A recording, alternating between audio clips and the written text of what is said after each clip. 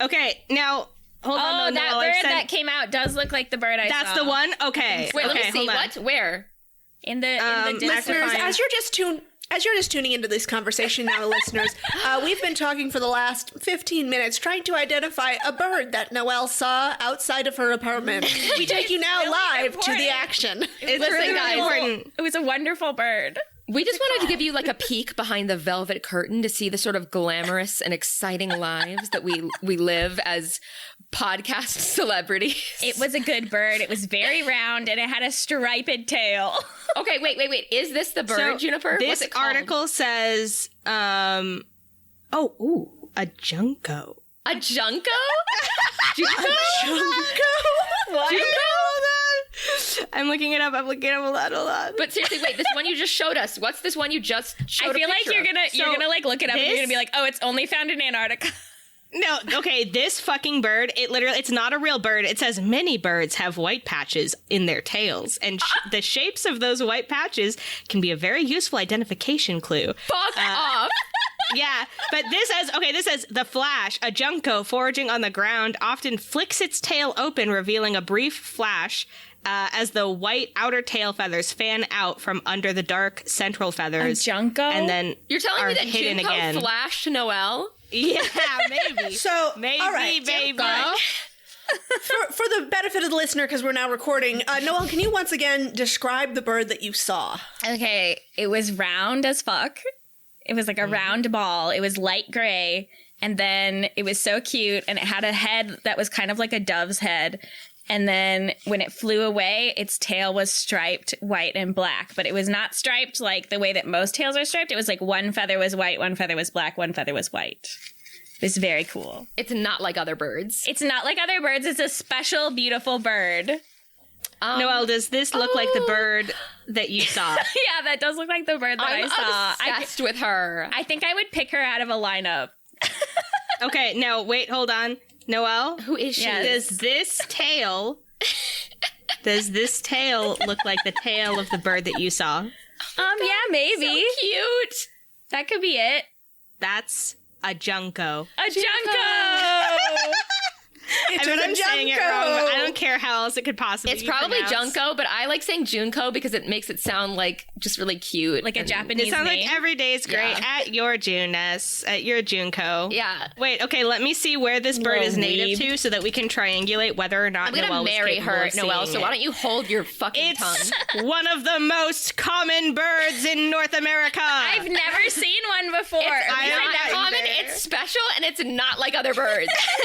Specifically, it's called the dark-eyed junco. Oh wow. my god. She's Dark-eyed Junco. coming to my window.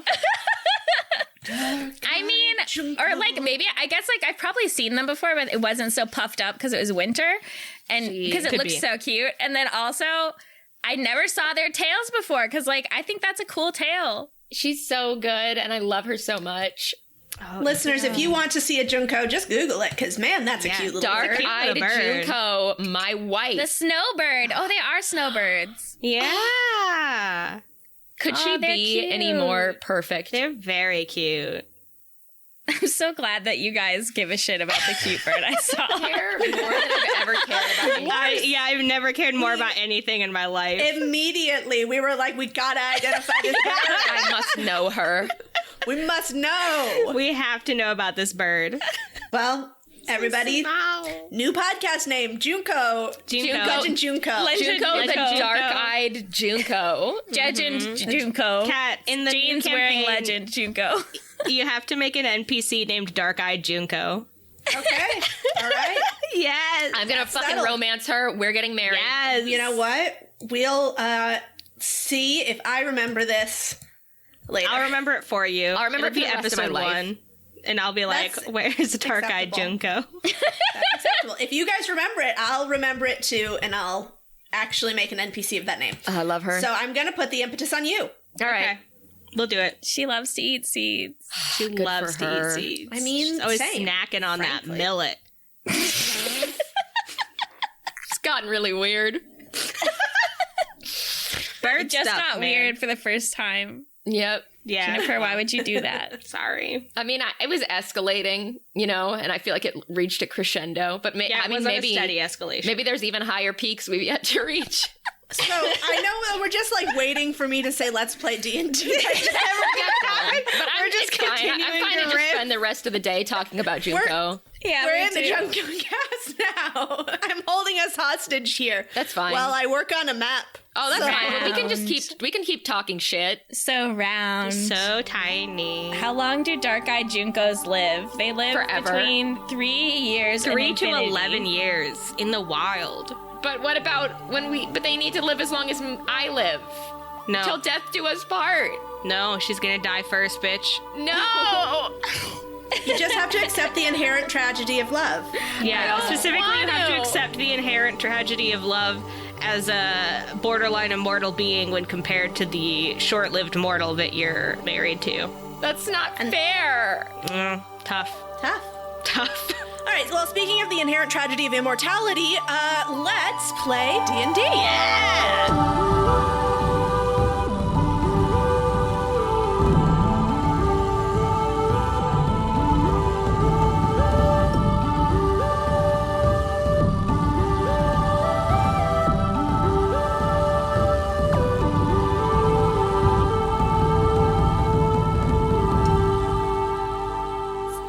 Hello, my name is Kat, and I am your sweet little bird.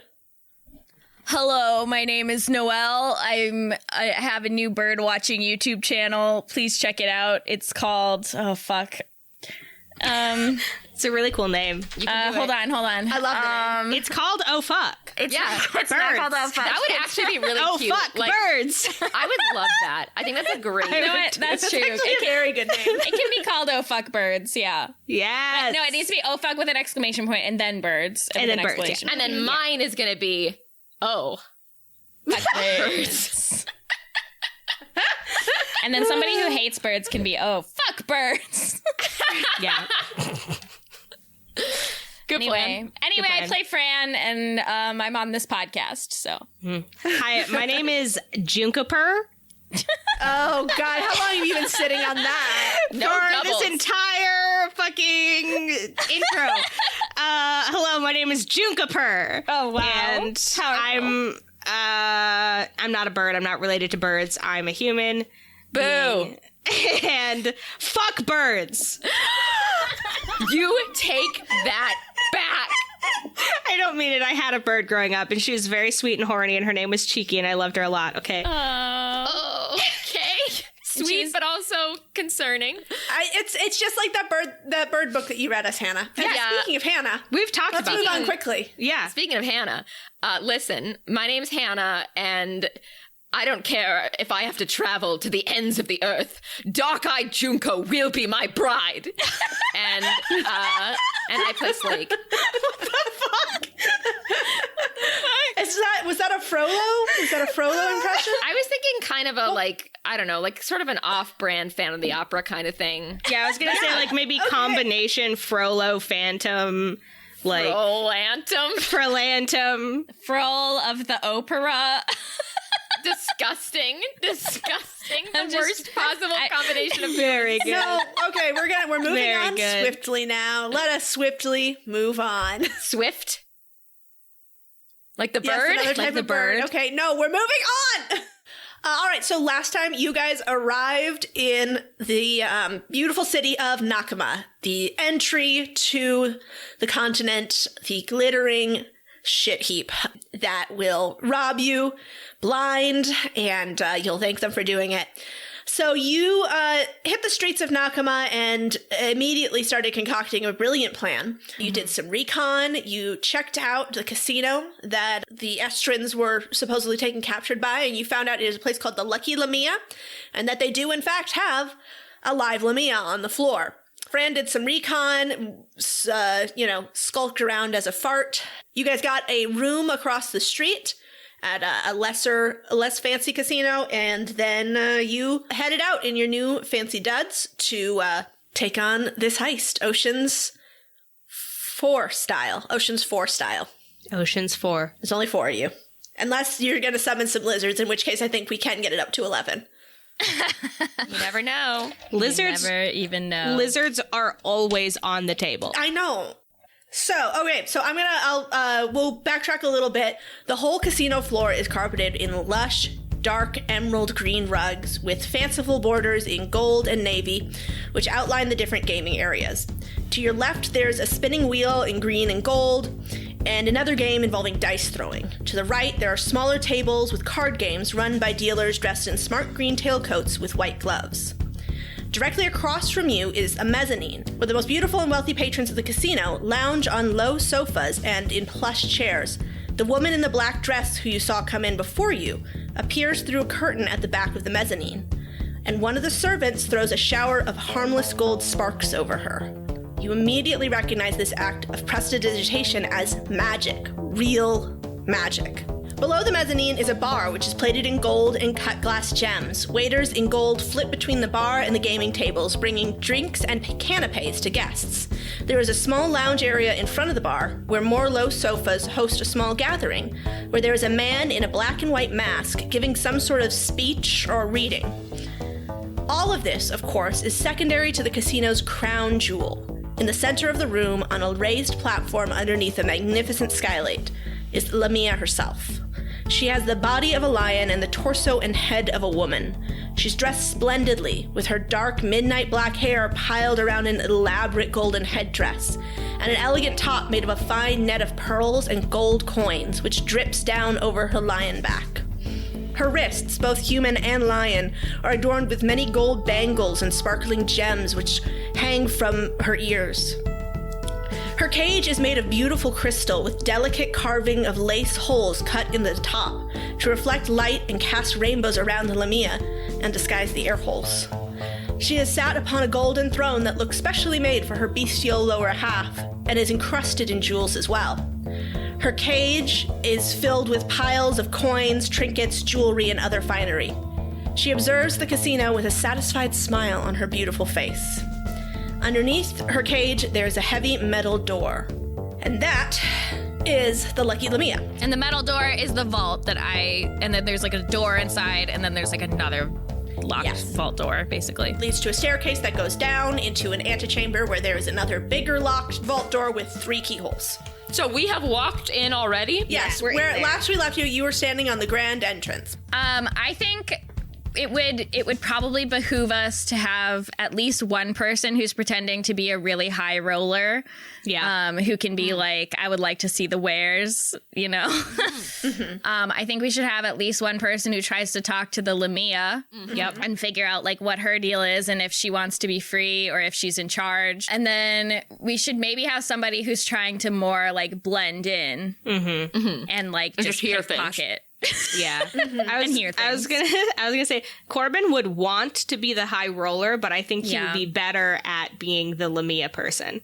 Okay, Fran now has a really high deception, so she might be A good high roller. a good like con person Yeah. where she didn't used to be. The face. Fran's becoming the face. She was blessed by Phelan with deception qualities. And I think it might be good too to maybe have somebody to kind of try and schmooze with the employees. Yeah. And try and get... I would say like that's going to be like the blend-in person, right? Yeah.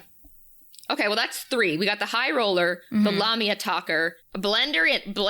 The blender. Mary could also do things. I don't know what we want Mary to do. Well, Mary could sort of be Fran's arm candy as the... That's true. Yeah, that's yeah, true. yeah. That's true. Yeah. And then Mary can like provide useful advice and like support help with spells any magic.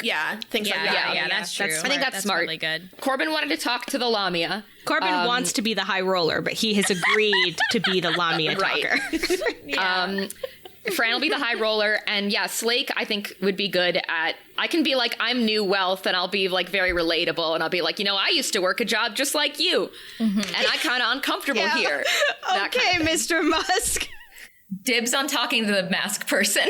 Fucking knew it. I put somebody in a mask. That's like catnip. Mary and I need to try to go to the VIP mezzanine, right? Because we're supposedly VIP. Yeah, you're you're trying to VIPs. VI your pee all the way up there. She beads my eye until I pee. No! Noelle's like on top of it today with just the worst sentences she's ever said. With, Who wants to go first? and it sounded like Noelle was already heading Yeah, it over sounds to like the- Noelle's ready to piss, so. I'll kill you. All right, so I think Fran is gonna like hold her elbow out to Mary to take, All right.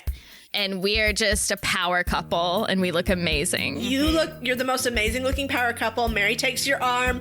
You guys descend the grand staircase, and we're gonna let's all have a brief flashback to this moment back in Madria, descending a grand staircase in a cool fashion. Fran. I think Fran did okay. Yeah. Fran did okay. Let's see how Fran does again. Oh God. Go ahead and roll me a performance or dexterity, whichever you want to do.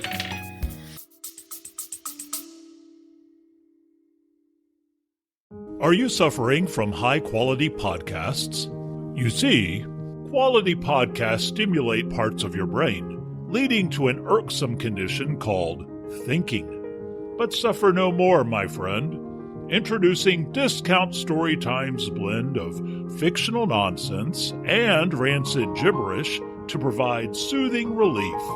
Try Discount Storytime today. Available on most podcast catchers and at discountstorytime.com. Consult your healthcare provider before listening to Discount Storytime. Not intended to treat unicyclitis, pickleball liver, or jittering expectations. Okay. I think I want to do dexterity just to prove that I'm not gonna fall over. I got a 15. Okay, all right. You guys both descend the staircase, not in a particularly showy fashion, but you manage it. Mary, We're not stomping the runway. We're just vibing. you're two vibing ladies, and you are vibing your way down the stairs, and you successfully vibe all the way down without incident. Before we actually go any further, we're going to use that notice meter that I was using when you guys were in Esudel.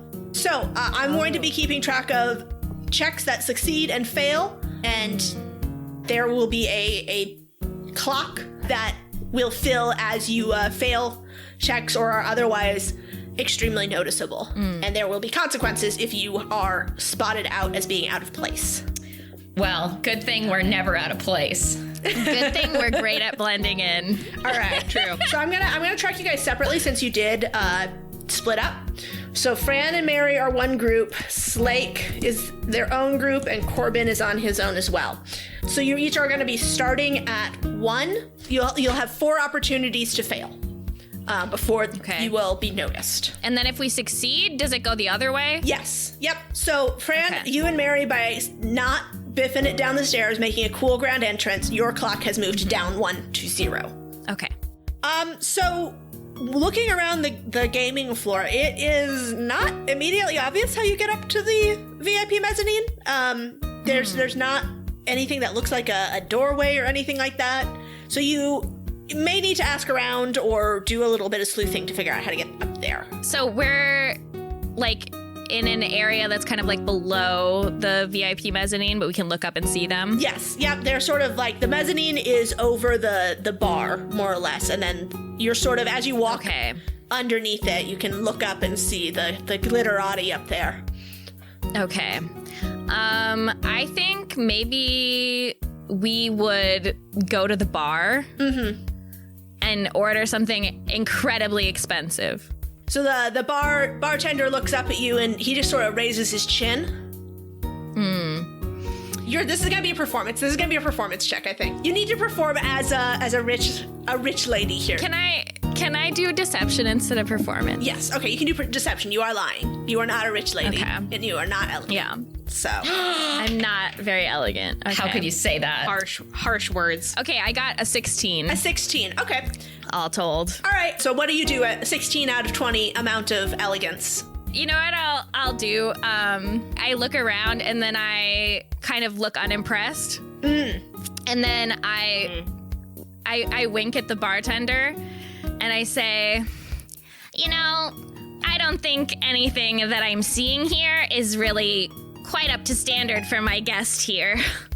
And Mary follows your lead, and she sort of tilts her nose up in the air, And the bartender says, "Oh, well, I'm sorry to hear that, ma'am." And he sort of looks down at the bar and sort of gives you like a meaningful look as he like places his hand on the bar and sort of taps his fingers. What? You want money?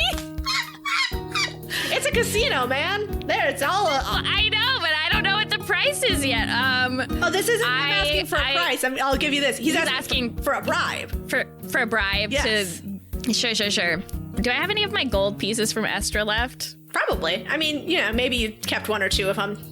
Just for I funsies. pull out one gold piece, which is like super crazy, right? Like nobody has gold pieces in Avalis. Oh yeah. And I hand it to him. He looks down at it and he just very subtly slips it under his palm and takes it under the bar and he says, "Just wait right here." And he leaves. He leaves the bar. Mm-hmm. And Fran, give me a perception check. Okay. 14? A 14. You see the bartender go behind a curtain, and you sort of see just like the outline of him doing something. And then he comes back to the bar, and he says, "Why don't you take a seat in the lounge, and my front of house manager will be with you shortly." And I nod and go chill on the lounge. Find yourself a sofa. Mary perches on the arm of the sofa with a arm draped against the back of the sofa and tries to pose and look pretty. And she is so beautiful and we're both sweating. All right, but we're doing amazing. You're doing amazing. All right, I'm gonna move over to. We're gonna go to Slake next. Slake. You have seen Fran and Mary successfully descend the stairs. I don't want to do this gag 3 times in a row, but I'm going to anyway. Please make me... Oh my god. Yes! Make me a dexterity or performance check, whichever you would like. I can't believe you're making me jeopardize the success of the entire mission just for this wacky bit on this very serious adult podcast that is not funny or about comedy. This is ridiculous. Never laugh at somebody biffing it down the stairs. No, this is a highbrow, serious role-playing podcast. Are you going to roll deception or performance? Because if you want to do dexterity, that will just be makes it down the stairs without issue. Oh, okay. Well, okay, here's the thing. What did I roll? It was a 9. With my dexterity, that would be 11, which isn't great, but isn't a fail. This can play to your advantage, Slake, though. Yeah, you're the approachable. I'm so approachable. Okay, so I will do dexterity. Okay. It'll be an 11, and I'm just thinking if I would have like a bag or anything that I can like drop and pick up. And spill things. You might have like a little purse, a money purse. I've got a little satchel for my monies. So as I descend the staircase, I kind of trip and I spill my little satchel and I'm looking around nervously and kind of picking that stuff back up. And I kind of right myself and tug on my collar. And I look over at one of the employees and I say, "Sorry, I'm kind of new here. And first time." And when you dropped your bag, the employee stationed at the bottom of the stairs, he had helped you clean your things up, and he hands you a pile of money. Make me just a real quick perception check, please. Okay.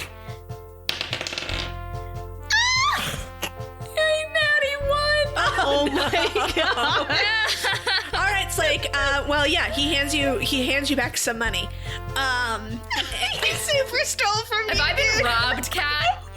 You can't tell. Your hands are so sweaty right now. You cannot tell how much money was in your bag in the first place. Your mind has gone utterly blank. Oh my god. It's just all you're hearing right now is just sort of the wah wah wah wah wah as this man hands you back your purse. Okay, I say, thanks. I appreciate it. He nods and he touches you on the shoulder and points you over towards the gambling table with the big spinning wheel. The fantasy roulette is what we'll call it. Oh, honestly, I feel like this can play to your advantage too, if they think you're a mark. Yeah. Or maybe you are really a mark. Yeah. You are literally a mark, but you could play it also. Yeah, sure. It's all according to my plan that I had. All according to Keikaku. It's all according to Keikaku. Keikaku. Yes. All right, I'll lean into it. I say, is that what you'd recommend? He claps your shoulder a bit and he says, that table, it's all about luck, you know? You don't have to worry about being the most skilled player at that table, just the most lucky. And I think, and he slaps your back and he says, I think tonight's your night. Oh, geez, thank you. Well, I guess if you say so. And I wander off toward the roulette table, but I'm also, as I do that, I am looking around for this masked. I want to know what's going on in Mask Town with the masked figure. Oh, yeah, that masked figure. Actually, Fran and Mary have a better view of that figure. So I will, if you're trying to, like, crane your head over to pay attention to them, the masked figure is declaiming something. They're doing a reading of a poem, it sounds like. And so this person, they're wearing a split black and white mask where it's white on one side, black on the other. And it's like an otherwise featureless mask with just sort of two little half-moon slits for eye holes. And the person is declaiming and they are saying this poem. "O soft black night, hide well your children. O swift white stars, illuminate our path. Find true the aim of the archer, for naught but the pleasure of trick shoots the apple from the eyes of lovers and bites it in two."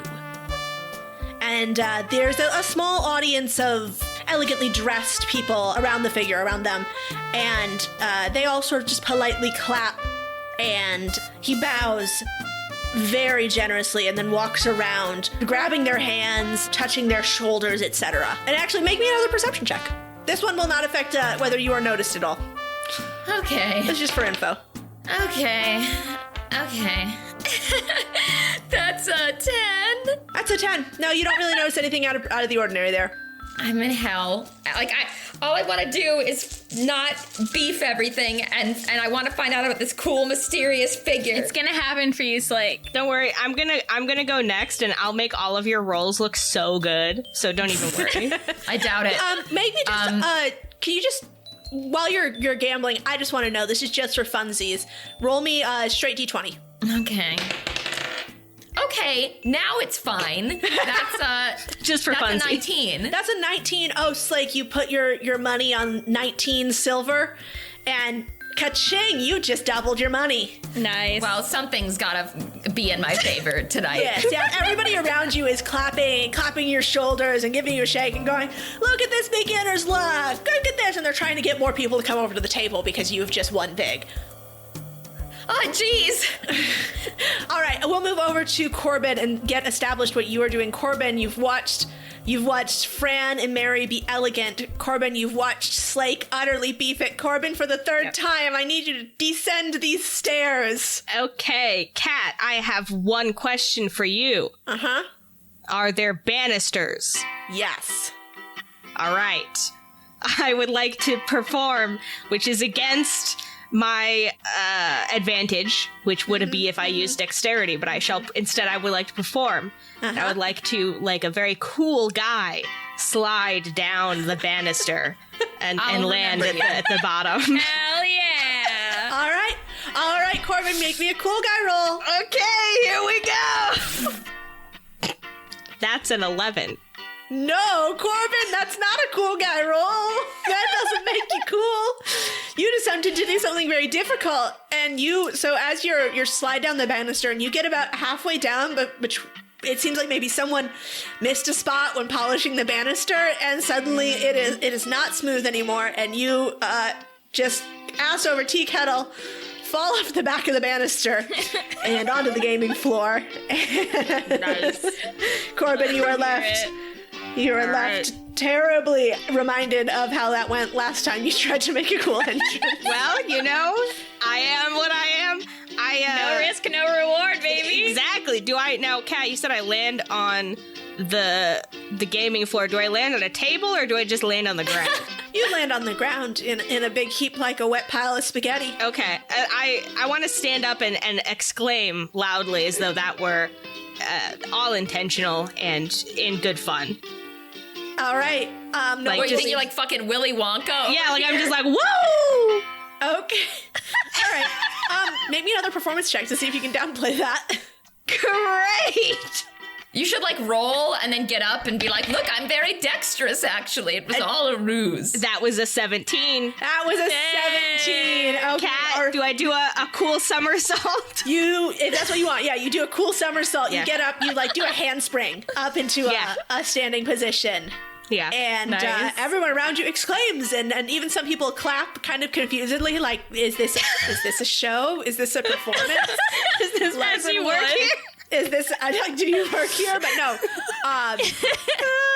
Yes, so as you make your cool entrance, an employee comes up to you and sort of gently takes your arm and says, "Oh, sir, it seems you fell while trying to make a sick entrance. Do you need assistance?"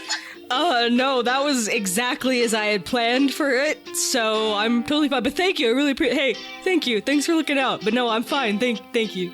I see, sir. In the future, please do not slide down the banisters to make a sick entrance. We do request that all of our guests make a typical grand entrance using these stairs only. Oh, you should take the banisters off the stairs then. But yeah, I mean, now that I know, I won't. I'm so sorry. I will certainly bring that comment to my manager. Yeah, that's a good, let him know because, man, Banisters have no purpose. they really Yes. don't serve a purpose. Yeah, other as than demonstrated to by be previous. Demonstrated by people tripping and falling down the stairs twice in 10 minutes. Yes, absolutely. I will bring this to Mr. Greener personally. Yes. Mr. Greener. Yes. Yeah, you let him know. It's Greener because he owns a casino, right? So he gets lots of money. All right, I'm going to go. Thank you. Goodbye. Money's not green here. Yeah, but It's a metaphor. All right.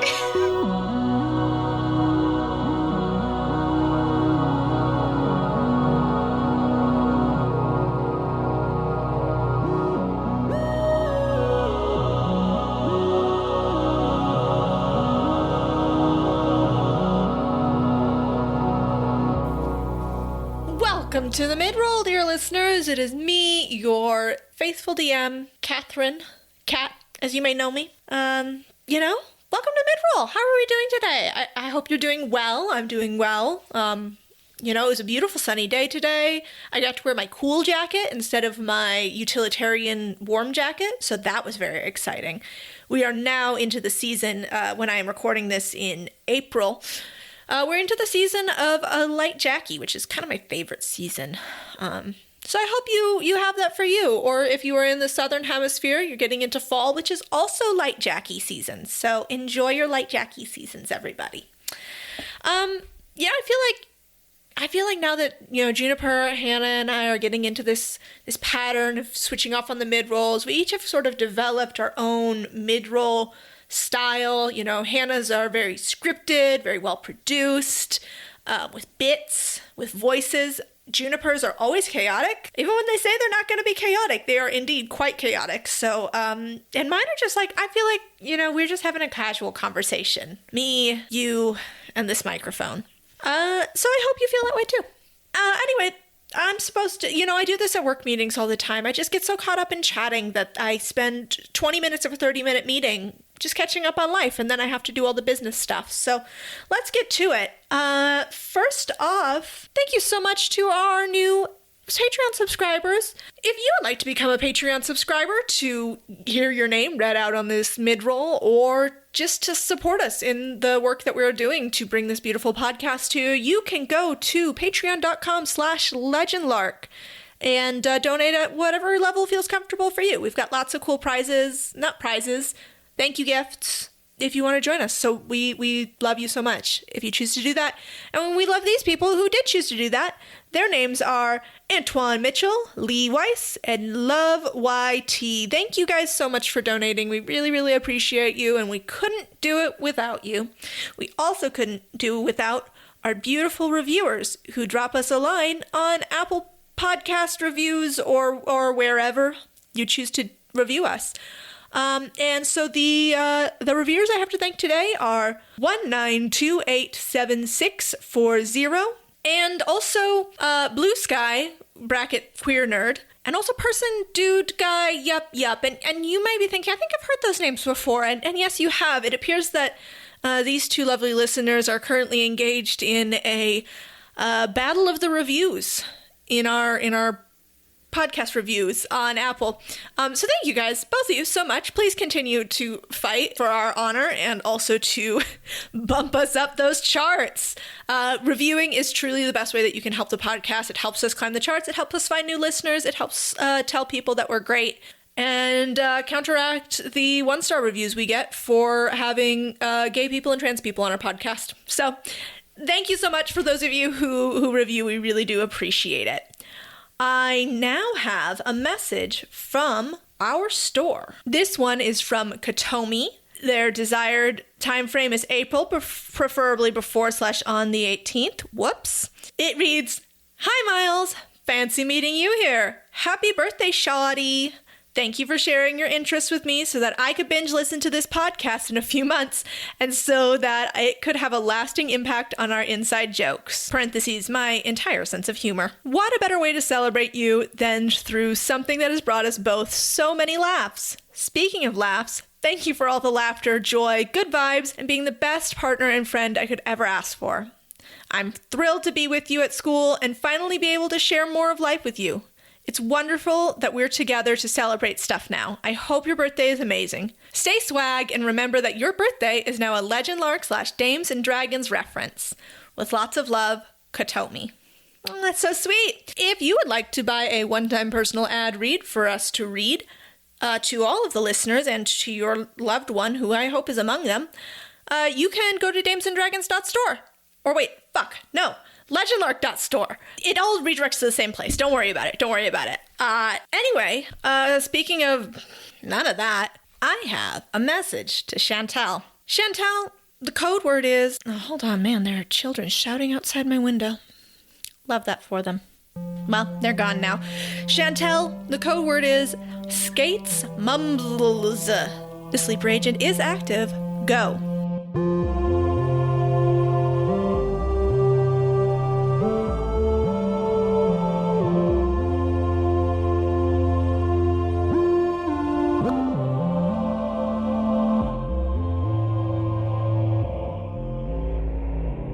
Corbin, you have certainly made an entrance. I won't say you weren't noticed. But maybe positive, maybe it evens out. We'll see. All right. Okay. All right. So, what do you want to do next, Corbin? You've made it inside. Made it inside. You've made progress towards your goal. I'm gonna start to do that. I remember when we came in, we saw someone bowing very low. Yes. I want to go towards the Lamia's cage and perform a very low and respectful bow to signify that I am, if she's very scary and running the place, that I am not a threat. And if she is needing help, that I am on her side. Mm-hmm. She inclines her head to you as you bow, and then dismisses you with her gaze. Okay, wait, hold on. She's not done with me yet. Hold on. I've just become her problem. Yeah. I have a question, because it would require bending rules. Uh-huh. So I have speak with animals, which let me speak with animals or beasts, but it's a first level spell. So I'm wondering, if I cast it at higher levels, would you allow me to use it on a monster? So as you start to cast a spell, Corbin, the Lamia leaps up off of her dais and she pounces forward, so she's very close to the crystal between the two of you. And you hear her, and her voice is very, very muffled because the only air holes are at the top of this thing, so you can barely hear her when she speaks. But it sounds like she is speaking an incredibly ancient form of the common language. Like, it must be older than what Estrin is based off of, because you can kind of understand her. Right, some of the words are familiar, but you can't really fully comprehend what she's saying. You can't. Right. You just gotta get the gist of it. And she seems to be asking, from her face and her tone, she doesn't seem happy, and she seems to be asking about magic. I I would like to try signing to her the way that we sign to Mary and see if she can understand that. Oh, okay. Yeah. Because we use, it's like magic symbols, right? Yeah, yeah. Okay, cool. I want to ask her if she is being held against her will or if she is here voluntarily. Okay. So you ask that, and she arches her eyebrows at you, and she paces back to her dais.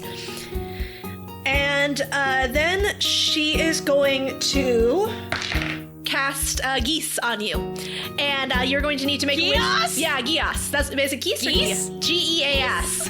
A flock of geese? No, geas. Okay, that's how it's pronounced. Okay, she is going to cast geas on you, and Corbin, please make a wisdom save. Fuck! Damn, girl! Shit! She's coming for me like Lelouch! Hold on. I don't even know what that I is. gotta watch Code Geass. Get out of here. Yeah, but I don't know what a geas is what I mean. I think it's different from what it is in the anime in real life. I don't think it's the same. In real life. You know what I mean? This is real life. Okay. Okay. I mean, okay, I have really high wisdom, which should tell you a lot because it's a 13. Oh, sweet summer child. No, you do not resist her geas. And you are now enchanted for, and this is wild, the next 30 days. Oh my god! What? Wait, so what does that mean? What happens to me? So she is going to place a magical command on you, and you will be forced to carry out or refrain from the action that she decides. If the creature can understand you, you must succeed on a wisdom saving throw or be charmed by you Oh my god. for the duration. As we have established, you can understand her. Yeah. And so, you are now charmed by the Lamia. Okay, but I want to know what's my level of awareness? Like, do I know that I'm charmed, but I can't control my actions, or do I have no fucking idea? I would say at this point, you have no idea. You'll be able to resist the Gias, but I will warn you that while the creature is charmed, it takes 5d10 psychic damage each time it acts in a manner directly counter to your instructions. Okay. But no more than once per day. So you can defy her once per day and take an incredible amount of damage. Okay, 5d10 you said? Yeah.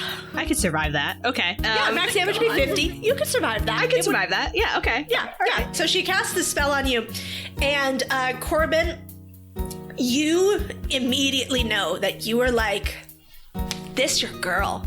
This is your girl. You know, I already knew that. you are ready to do whatever she wants, and her command is serve me. Corbin kneels before her in fealty. And when you do that, a bunch of the employees start clapping. Oh. Is this how you become an employee? Oh my god. And one of the employee who chastised you about your sick entrance comes over. Yeah. And he smiles and nods. By the way, do Fran and Slake would notice Yeah, this, right? you guys watch this happen, and I think you guys are on the other side of the Lamia cage, so you can't totally see what's happened. But when everybody starts clapping and you look around and you see Corbin kneeling on the floor in front of the Lamia's cage, you get a sense that something's happened here. I mean, honestly, we would just think it's all according to Keikaku. That seems like something Corbin would do. Yeah. It's true. I'm not necessarily acting out of character, so. Yeah. But yeah, so the Corbin, the employee who had chastised you about your sick moves on the staircase, comes over, and he sort of gives a small smile, and he says, "Please enjoy our gaming table, sir." And he just sort of sends you off towards the gambling tables. And as you do, you make eye contact with the other employees who are all just sort of gently encouraging you to do some gambling. Okay. Mm-hmm. I'll do some gambling. Yeah, whatever. Okay, give me a straight up and down luck roll. You're at a card table, we'll say. Okay. It's fantasy blackjack. It's a 10. It's a 10. It's a 10. It's a 10. I break even? You break even. At a 10, you break even. Nice. But you are now playing a game and making weird eye contact with all of the employees. And but I don't receive any further instruction from the Lamia herself, No, right? not at just this to time. serve her. to serve her and all of You can't receive any more instruction from her, can you? I suppose, yeah. That's it. Yep, that's it. So for the moment, it seems serving her is Just gambling. giving your money to the casino. Okay. Yeah, that's fine. We're gonna pop back to Fran and Mary. Actually, we'll stop back at you guys. So you guys hear everybody start to applaud, and somebody next to you says, "I see she's gotten another poor soul." And they both, him and his partner, they cheers each other.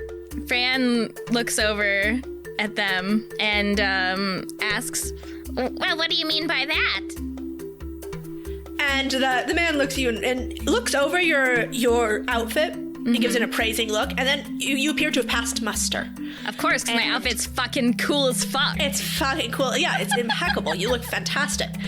So he inclines his head to you and he says, "Is this your first time at the Lucky Lamia?" Okay, I look at his fucking outfit. How does he look? Oh, he's dressed impeccably. He's wearing a red velvet suit, which matching overcoat, waistcoat, breeches, and shoes. All 100% red velvet. Dang. Red velvet. He looks luxurious, but also very overdone. Okay. I look him over and kind of have like a neutral look. Like I'm not impressed, but I'm not like pissed off about it either. And I'm not like laughing. Yes. He's passed your muster. He's passed my muster. And I'm sorry, so he said it's my first time? Yes. And I kind of smile and I say, "Well, it's not very often that I'm forced to come to a place like Nakama." Our charms will grow on you soon, I'm sure. But you see, the main attraction of the casino there, the Lamia, they say that Wiley Greener, the owner, he found it out on a safari in the wilds, and he brought it back here with promises to build it a palace, and this is what he built. Now, the ultimate test of luck here at the casino is, of course, to submit to the Lamia's will, and see if you are stronger than its old magics. And if you're not, well, you'll find your purse quite a bit lighter in about a month. So it's part of the game? Oh, yes, it's all part of the game. It is the most high-stakes game they have here at the casino. You should try your luck, though. Make sure you have someone limiting your access to funds if you do. Perhaps after a drink or two. Yeah. So how does Mr. Greener know that he's not under the charm of the Lamia? The man, he laughs again and he says, "A question for the ages. We've all speculated about that ever since he brought the thing back. But as somebody who once had a very unfortunate run-in with it, I can say, once you snap out of it, you really do realize exactly how ensorcelled you were. So if Wiley hasn't snapped out of it yet, then perhaps he's immune." Interesting. And as you are having this conversation, Fran, you feel a touch on your elbow, and Mary is trying to get your attention, and she inclines her head back towards where a man in a very fine silk velvet suit is walking towards you, bright emerald green, just like all of the rest of the staff. And he comes towards you, and he has a tray with 2 crystal champagne flutes on it, and a bubbling indigo liquor in them. And he bows to both of you and presents the tray. He says, "From our reserves, this is a night blossom champagne aged in the cellars underneath the Grand Tree of Life Temple in the Nuea Mountains. Please enjoy." I look over at Mary and I say, "What do you think?" And Mary takes she takes the glass and she puts it to her lips, and then she nods primly. And I smile and take the other glass and say, "Thank you." However, I think my guest and I would appreciate some more comfortable accommodations. As much as we've enjoyed the company here, and I kind of give the velvet suit man a look. And he looks offended and indignant, but sort of looks away, turns his nose up at you. I'm gonna have you make a persuasion. I love to be an asshole. What do I need to do? Persuasion. All right, so I only got a 12 then. Only got a 12. He looks at you and he says, "Really? More comfortable accommodations?" And you can see he's very, very subtly laying his hand on the back of the sofa with his palm up. And I think I don't have any more gold. However, so I have a spell called Creation. It's a 5th level spell. I'm going to create like a shit ton of gold inside the bag of holding. So literally like I can create enough to fill a 5-foot cube. Oh boy. Okay. So you just made a ton of gold inside your bag. I pull out 2 pieces of gold and I hand them to him. He closes And I raise my eyebrows. He closes his hand around the pieces of gold and he nods and he bows very low and he says, "Of course, please, follow me." And he leads you to the curtain that the bartender disappeared behind. He leads you back to this curtain and he says, "One moment, please. And make me a perception check." I don't think I'm going to perceive anything. I got a 13. A 13? You hear him talking to Actually, no, I didn't get a 13. Sorry, I forgot. I got an 11. Oh, an 11. You hear him talking about something. You really can't make it out, but you do hear him talking. We can't perceive shit. You cannot perceive shit. You hear him talking, but you're not sure what he's saying. And then the curtain opens again, and the front of house manager, who this man is, he bows again and he says, "Right this way, please." And I offer my arm to Mary and follow. All right, you two glide up a dark staircase that is, as you step up it, it is lit by these beautiful twinkling gold lights, and like more of the lights appear as you go up the staircase. So it sort of brings you out of darkness and into this glimmering hallway, and then you are through another curtain and you walk out onto the VIP mezzanine overlooking the rest of the casino. Oh my. So on the mezzanine, as I said, there are a few people up here. They're all on these sort of low plush sofas or little tete-a-tete sort of seats. And up here you see there is that woman in a slinky black dress who came in just before you. And she is standing alone, sort of in the corner of the mezzanine, looking down at the casino floor, and she has a flute of something in her hand, and she's sort of gently swirling as she looks on over the casino. And then there is a man and a woman who are dressed very garishly in super like shiny, stiff fabrics and big, elaborate hair accessories and stuff, and her hair is like a huge beehive sort of monstrosity on top of her head. And they are being entertained by a servant who is dressed and painted all in gold, who is throwing sparks and making birds come out of his sleeves and just doing like basic prestidigitation, which you clocked upon coming in. That's real magic. It's basic magic, but it's real magic. Oh, actually, there's a 4th person up there. There is the enforcer up there. He is dressed in well-made leathers, and he is watching the magic servant very, very closely. So wait, so the first lady, she's just like dressed like very elegantly and is like being quiet. She is just observing the casino floor. How old is she? Could be anywhere from like mid-20s to early 40s. You really, hard to get pin it down. Sure. An adult. What information do I want out of these people? It's really weird that like the servants can do magic. Let's see. Do I have detect magic? I think Mary has detect magic. Yeah, Mary can detect magic. Okay. Yeah. So I give Mary like a puzzled look about the servant, and she can do with that what she will. Yeah, Mary, she waves her hand, in a very, like, trying to disguise the casting as she does it. And then she leans close and signs to you, like, turning her body so her hands are hidden from the guard up here. And she signs, "That servant, I think he's Estrin."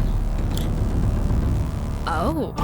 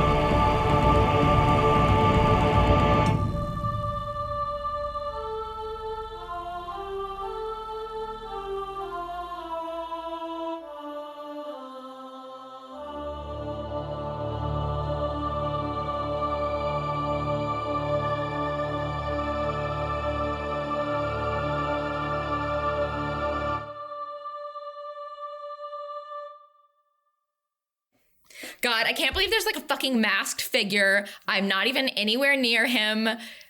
He's probably gonna talk to Fran and Mary, and we're never even gonna meet, and my life is pointless.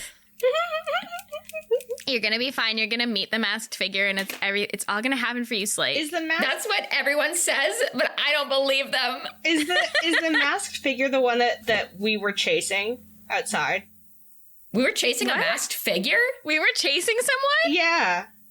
I don't remember that at all. Yeah, you got almost robbed on the beginning of right when you got to Nakama. Oh, yeah. yeah. Was that person masked?